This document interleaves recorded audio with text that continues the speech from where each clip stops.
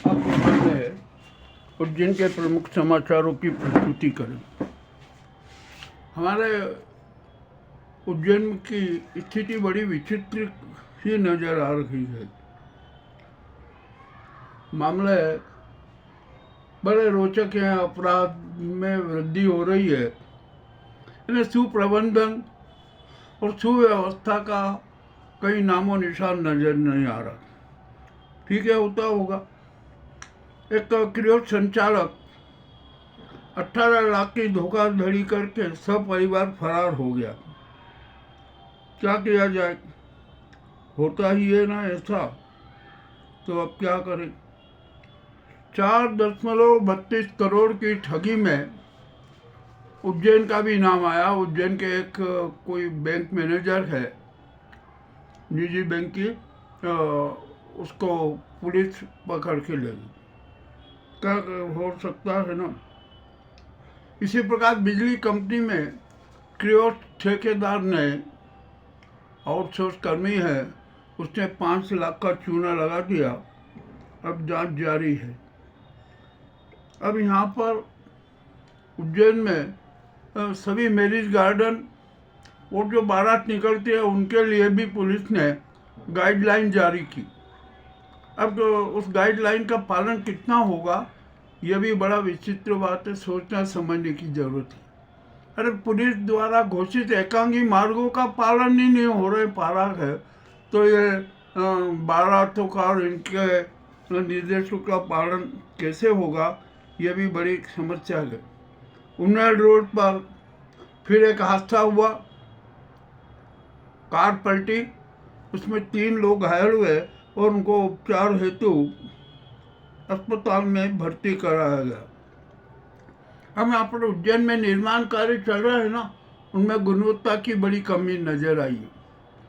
जो घाटों का निर्माण हो रहा है, जिलाधीश ने निरीक्षण किया, अरे तो घाटों में न तो फिनिशिंग आ रहा है, न किसी प्रकार का कुछ भी नहीं हो रहा है। उन्होंने अपनी नाराजगी जताई। अब नाराजगी जताने से क्या होता है, देखते हैं क्या होता है क्या नहीं होता है। और काल भैरव मंदिर में रोजाना कुछ न कुछ विवाद हो के नज़ारे सामने आ रहे हैं। आखिरकार ये क्यों हो रहा है, कैसे हो रहा है, किस कारण से हो रहा है, और तो वहाँ पर सुव्यवस्था की जरूरत है। अब यहाँ पर एक शराब तस्कर को पकड़ा गया। पुलिस ने शराब तस्कर पकड़ा, भारी मात्रा में शराब बरामद की गई। ठीक है, अब क्या कर सकते हैं। अब हमारे यहाँ पर कार्तिक मेले में प्लाट आवंटन घोटाला हुआ। अब मामला पकड़ा गया और अब नगर निगम के अधिकारी जांच करेंगे कि ये घोटाला कैसे हुआ, किसने किया और कौन इस घोटाले के नायक है। जांच होगी, ठीक है। अब यहाँ उज्जैन की स्थिति और बड़ी विचित्र है। यहाँ पर हर चौराहे पर जाम लगना आम बात हो गई। अब क्या कर सकते हैं, कितना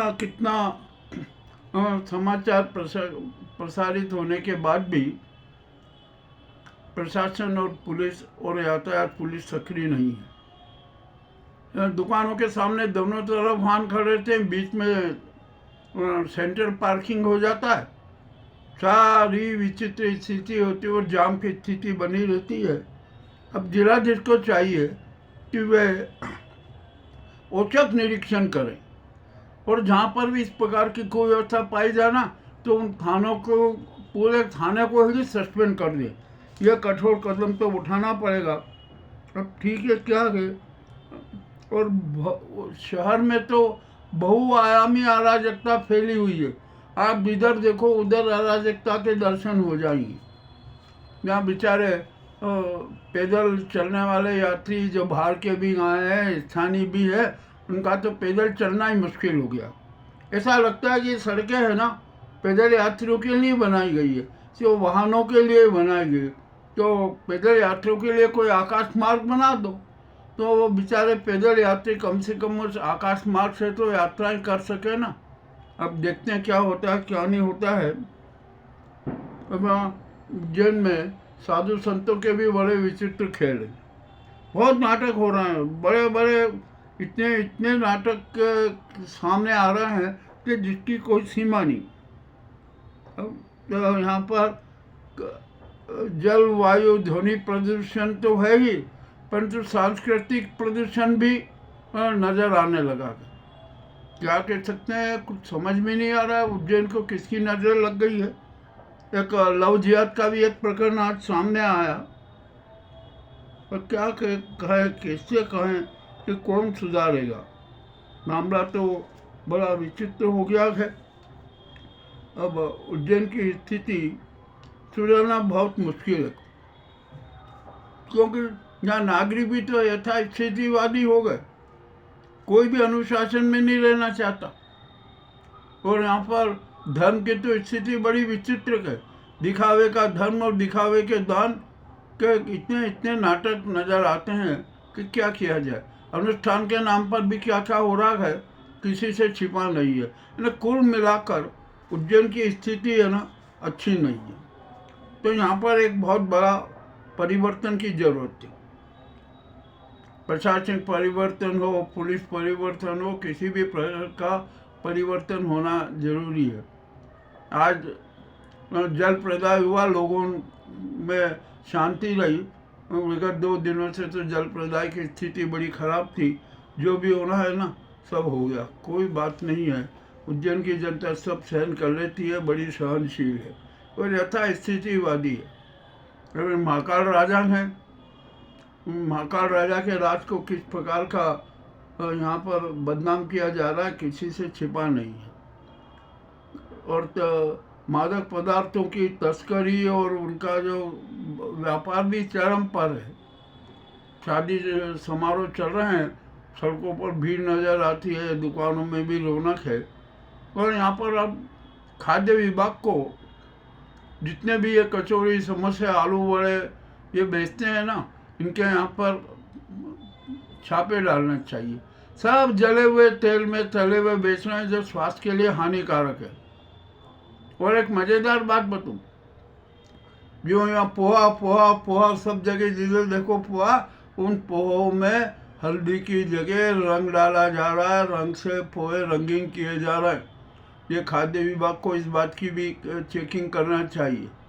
अब देखते हैं क्या होगा क्या नहीं होगा। यहाँ जब सभी बेईमानी पर आमादा है, स्वार्थी सबका लक्ष्य बन गया है, तो उस शहर में आप सुव्यवस्था की कल्पना नहीं कर सकते। ठीक है, यहाँ पर कितने माफिया समूह हैं, हर प्रकार के माफियाओं का आतंक फैला हुआ है। कोई दिक्कत नहीं है, कोई पकड़ने वाला भी नहीं है, किए जाओगे अपनी मर्जी से। मंडी में सोयाबीन की भारी आवक हो रही है, 30,000 बोरी 40,000 बोरे तक की आवक हो रही है। मंडी में करोड़ों का व्यापार हो रहा है। ठीक है भाई, होने दो ना। और उज्जैन में तो यहाँ घोषणाएं घोषणाएं घोषणाएं घोषणाएं घोषणाएं, कितनी घोषणाएं हो गई। शायद घोषणा करने वालों को भी नहीं पता कि उन्होंने कितनी कितनी और कहाँ कहाँ की घोषणाएं कर दी है। अब इस सारी स्थिति से निपटने के लिए हम जिलाधीश से फिर अनुरोध कर रहे हैं कि वे शहर का स्थिति का औचक निरीक्षण करके जायजा ले।